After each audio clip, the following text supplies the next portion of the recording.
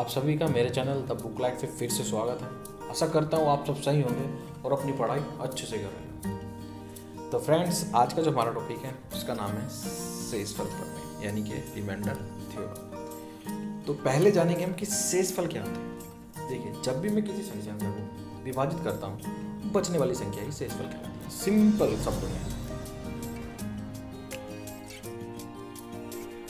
जैसे मैं 17 से डिवाइड करता हूँ 55 को, तो 17 दिया आगे हमारे पास 51 आ गया, तो यहाँ पे से क्या बचा 4, तो ये 4 ही क्या हो गया मेरा शेषफल। ठीक है ना फ्रेंड्स।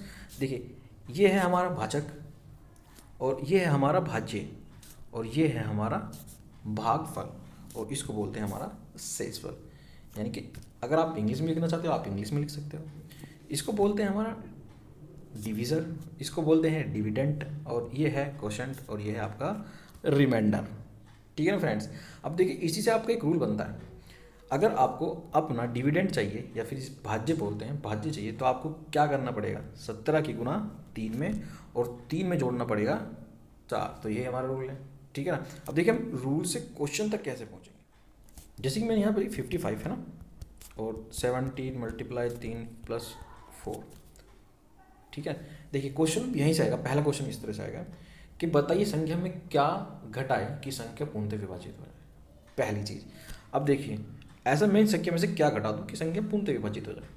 देखिए, ये जो 4 है ये हमारा जो शेषफल है, अगर आप इसमें से ये 4 हटा दें, ठीक है ना, तो क्या ये संख्या पूर्णतः विभाजित होगी या नहीं होगी।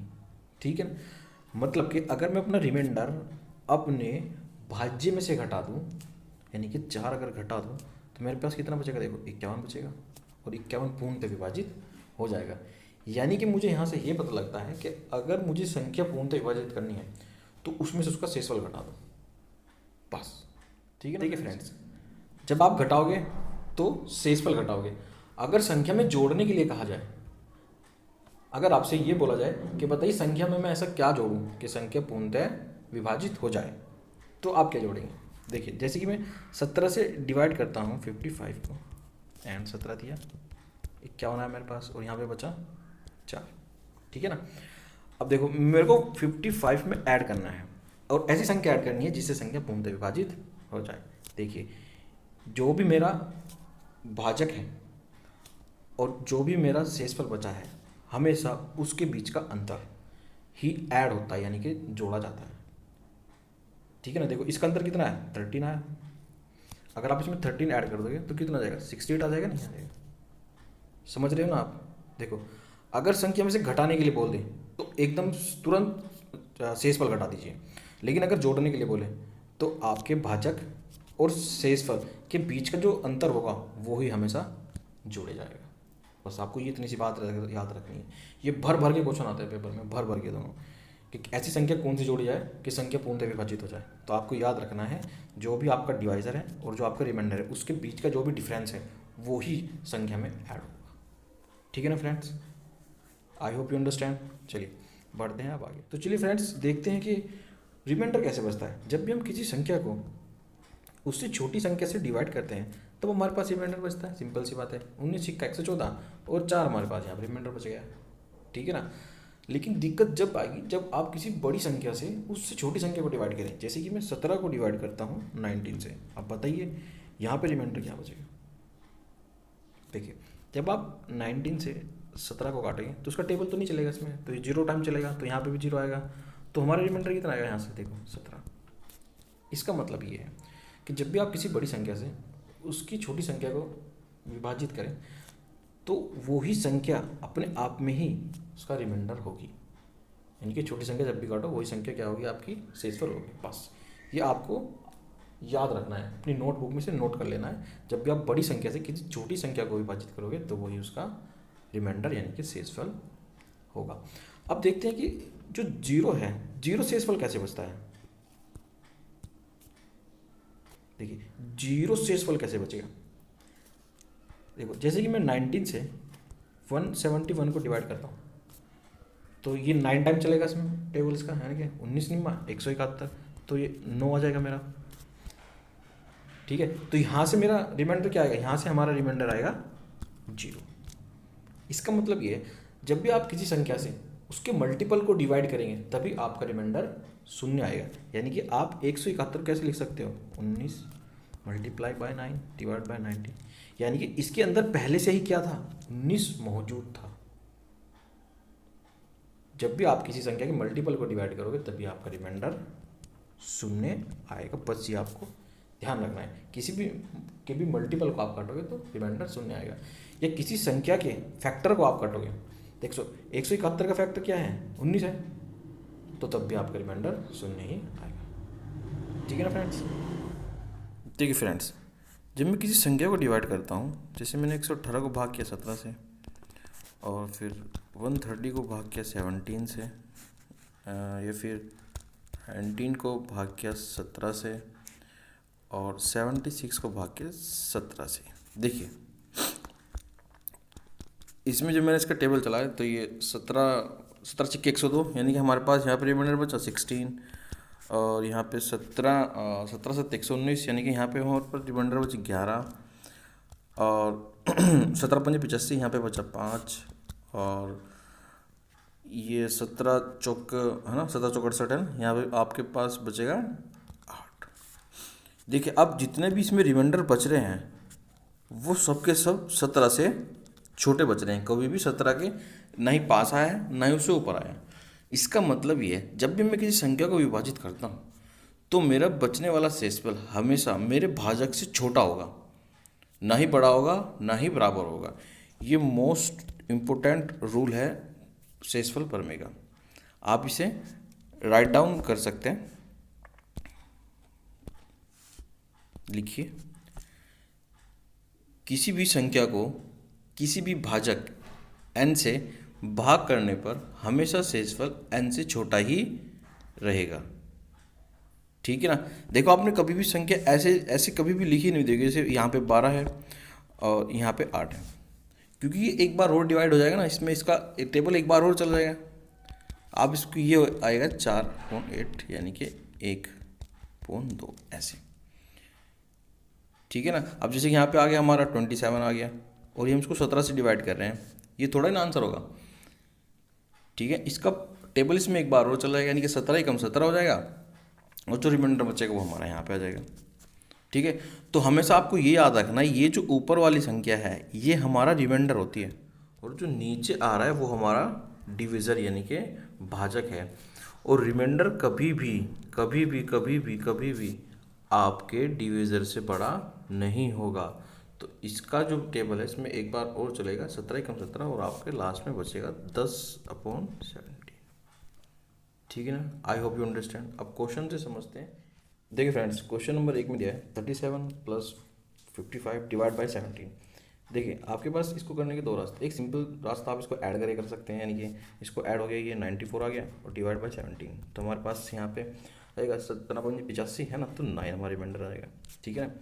देखिए ये आपको संख्या इजी है तो इसलिए इजी लग रहा है, लेकिन जब यहाँ संख्या बहुत सारी आ जाएगी तो ये थोड़ा डिफिकल्ट हो जाएगा। और इसका आसान जो रास्ता है वो ये है कि आप इंडिविजुअल डिवाइड कीजिए, यानी कि आप 17 से 37 को कीजिए। देखो 17 से आप 37 करेंगे, 17 दूनी 34, यहाँ पे बचा आपके पास 33 बचा। ठीक है, और 17 × 51, यहाँ पे बचा 6, तो 6 और 3 यहाँ से भी 9 आया। देखिए फ्रेंड, क्वेश्चन नंबर 2, अब देखिए आप इसको इंडिविजुअल डिवाइड कीजिए। देखिए 18 में 162, यहाँ से बचा 3 आपके पास, और 18 कम 18 है ना, यहाँ से बचा 2, और 3 में से 2 जाके 1। देखिए कितना आराम से हो गया। अगर आप इसको ऐड करते, यानी कि ये माइनस है तो माइनस करते तो कैसे आता, देखो ये आते हैं यहाँ पे 145 है ये, और ये 18 से होता, और आपके पास बचे 18 140 है ना, तो भी 1 बचता। ठीक है ना फ्रेंड्स। तो आपको क्या करना है, इंडिविजुअल डिवाइड करना है, अलग अलग करना है। ठीक है, बढ़ते हैं अगले क्वेश्चन की तरफ। देखिए क्वेश्चन नंबर 3 में दिया है, अब देखिए आप इस वाले क्वेश्चन को भी इंडिविजुअल डिवाइड कीजिए, 19 से डिवाइड कीजिए। देखिए 19 सिक्का 19 सिक्का 114, यहाँ से 2 आ गया आपके पास, और 19 7 133, यहाँ से बचा 6 आपके पास, और देखिए यहाँ पे 19 का 19 आएगा, और फिर 19 दूनी 38, यानी कि यहाँ से बचा 1, तो टोटल आपके पास कितना आ गया, 8 और 1 9, यानी कि बटा 3। It's very easy. ठीक है ना। देखते पढ़ते हैं next question friend. Question number 4। अब आप इसको इंडिविजुअल डिवाइड कीजिए। देखो अब जो 13 से काटेंगे ना, 13 से 91 ज़्यादा हो जाएगा, तो 13 छिक्के यहाँ से आ गया 12, और 13 निम्मे 117, यहाँ से आपका बचा 3, और 13 पंजे 65, और यहाँ से बचा 3। देखो ये टोटल कितना हो गया, 12 3 18 हो गया, और ये आ गया यहाँ पे। तो क्या ये इसका आंसर है? नहीं। देखिए ऊपर वाली जो संख्या है वो कभी भी नीचे वाली संख्या से बड़ी नहीं आएगी, यानी कि आपका reminder is never greater than your divisor. आपका जो भाजक है उससे बड़ा कभी भी रिमाइंडर नहीं होगा, आप शेषफल कभी नहीं होगा, हमेशा संख्या छोटी आएगी नीचे वाली संख्या से। तो इसका जो टेबल एक बार और चल जाएगा इसमें, तो यहाँ से आएगा 13 एकम 13, ये बचेगा 5 रिमाइंडर आपके पास, यानी कि ठीक है फ्रेंड्स। आपको ध्यान देना है, अगर यहाँ से आपका सब कुछ ऐड करने के बाद ये संख्या आपके डिविजन से बड़ी आ रही है तो उसमें आपको टेबल और आगे चला लेना है, ठीक है ना, इट्स इजी। अब देखिए बढ़ते हैं अगले क्वेश्चन की तरफ। तो चलिए फ्रेंड्स क्वेश्चन नंबर 5 देखते हैं। देखो 17 से डिवाइड करेंगे हम इसको, 17 पंजे 85, यहाँ पे आएगा आपका 3 रिमाइंडर बचेगा, और 17 छिक्के 102, 17 7 119 है ना, 17 टिक 36, और यहाँ पे आपका बचेगा 15, और 17 छिक्के 102, यानी कि हमें बचेगा 1। तो टोटल हमारे पास ये आ गया 15 4 1, यानी कि देखो ये तो प्लस प्लस के है, ये तो माइनस का है ना, देखिए यहाँ पे, तो हम इसको लिखेंगे 4 माइनस 15, तो यहाँ से हमारा रिमाइंडर आएगा -11/17। अब आपने देखा होगा कभी भी रिमाइंडर जो है माइनस में नहीं बचता, तो इसका मतलब है जब भी आपके पास कोई रिमाइंडर कभी भी माइनस में आए, जो भी उसका भाजक हो आपको उसमें वो जोड़ देना है, यानी कि ये आ जाएगा आपका 11 माइनस प्लस 17, यानी कि 6 आपका आंसर आ जाएगा। ठीक है फ्रेंड्स, पढ़ते हैं नेक्स्ट क्वेश्चन की तरफ। देखिए फ्रेंड क्वेश्चन नंबर 6। देखिए हम 19 से डिवाइड करेंगे, 19 अट्ठे 152, यहाँ से बचेंगे हमारे पास 2, और 19 निम्मा 171, यहाँ से बचेंगे हमारे पास 4, यानी कि ये हो गया 4 दूनी 8। ठीक है फ्रेंड्स, बढ़ते हैं नेक्स्ट क्वेश्चन की तरफ। देखिए अब 17 से डिवाइड करना है हमें 17 से 158 को। देखो ये जाएगा 17 निम्मे 153, यहाँ से बचेगा हमारे पास 5, और दूसरा 17 अट्ठे है ना, 17 अट्ठे 136, तो यहाँ से बचेगा हमारे पास 8। ठीक है, और 17 छिक्के 102, यहाँ से बचेंगे हमारे पास 6, और ये आएगा 17 दूनी 34 है ना, 17 ते 51, यहाँ से बचेगा हमारे पास 4। अब हमें इसकी मल्टीप्लाई करनी है। देखो फ्रेंड्स एक तो हमारे पास तरीका है 5 अट्ठे 40 फिर छिक या फिर 4 करें, ये हम इसका थोड़ा सा शॉर्ट फैक्टर कर लें। अगर मैं ये कर दूँ 5 अट्ठे 40, 5 अट्ठे 40 हो गया, और मल्टीप्लाई 6 चौक 24, ठीक है ना। अब इसको 17 से काट दो, सिंपल है ना। देखो 17 दूनी 34, यहाँ पे आ गया 6, और 17 एकम 17, ठीक है, यहाँ पे हमारे पास बचे 7, ठीक है ना। अब हम इसको 6 सत्ते 42, 17 से काट दो उसको, 17 दूनी 34, तो हमारे पास यहाँ पे बचा 8, यानी कि ठीक है ना फ्रेंड्स। चलिए बढ़ते हैं अगले क्वेश्चन की। देखिए क्वेश्चन नंबर 8। अब देखिए मुझे 25 से डिवाइड करना है। अगर आप 25 को 3 4 संख्या है इनको डिवाइड करोगे तो कितना टाइम लगेगा। लेकिन अगर आपको 25 का डिवाइडेशन का रूल पता है, यानी कि इसके विभाजकता का नियम पता है, तो आप इसको और आसानी से कर सकते हो। और अगर आपको नहीं पता है, आप नहीं जानते, तो मेरे चैनल पे एक बहुत अच्छी वीडियो है डिविजिबिलिटी रूल की, उसका लिंक मैं डिस्क्रिप्शन में दे दूंगा, वो जाके आप देखना। उसमें एक एक पॉइंट मैंने बहुत अच्छी डिटेल से समझाया, वो आपको टॉपिक पूरा का पूरा क्लियर हो जाएगा। देखिए 25 से हमको ये पता है जिसके लास्ट के 2 डिजिट 25 से कटेंगे वो संख्या सिंपली 25 से कट जाएगी, ठीक है ना। और शेषफल भी तो उसमें से बचेगा, ठीक है। जब आप 25 से इसको काटोगे, देखो 25 यहाँ पे बचेंगे आपके पास 13, यहाँ 25 दूनी 50, यहाँ पे 17 बचेंगे, ठीक है ना। और 25 दूनी 50, यानी कि यहाँ से 2 बचेगा हमारे पास, तो हमारे पास आ गया 13 + 17 + 2, यानी कि ये हो गया आपके पास 15, यानी कि 32/25। अब देखिए ये ऊपर वाली संख्या है, ये रिमाइंडर है, ये ज़्यादा बच रहा है नीचे वाली संख्या से, तो इसका टेबल इसके बाद एक बार और चल जाएगा। तो यहाँ पे आएगा 25 एकम 25, यानी कि 7/25, ये आ गया आपका आंसर। ठीक है फ्रेंड्स, बढ़ते हैं अगले देखते हैं क्वेश्चन नंबर 9। आप देखिए इसमें 9 से डिवाइड करना है, यानी कि इसमें अगर आपको 9 का डिविजिबिलिटी रूल पता है, विभाजकता नियम पता है, तो ये इतनी आसानी से क्वेश्चन हो जाएगा, बिल्कुल मक्खन। देखिए पहले अगर जब इसको डिवाइड करेंगे, 7 और 2 9, 8 और 3 11, 11 और 2 देखो ये आ गया। देखो कितना आसान, आप देखो काट के देखो इसको, है ना। जैसे कि 8 7 3 2, देखिए ये नंबर में कैसी हो जाएगा, यहाँ पे बचेगा 6, ये 63 आ जाएगा, 9 सत्ते 63, और देखो कितना बचा, है ना, बचा ना 2। देखो कितनी आसानी से हो गया। बस आपको संख्याओं के सम मिलाने हैं, यानी कि उनका योग मिलाना है। जब भी वो 9 हो जाए तो फिर दोबारा संख्या शुरू कर दीजिए। जैसे देखो 7 और 2 9 हो गया, सिंपल, हमने इसको काट दिया, फिर दोबारा से गिनती शुरू की।